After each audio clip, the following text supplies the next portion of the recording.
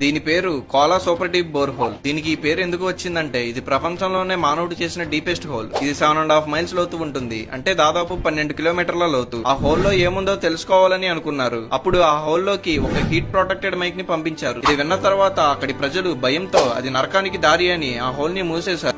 అప్పుడు వరకు ఆ మైక్ రికార్డ్ చేసిన సౌండ్స్ ని వినండి.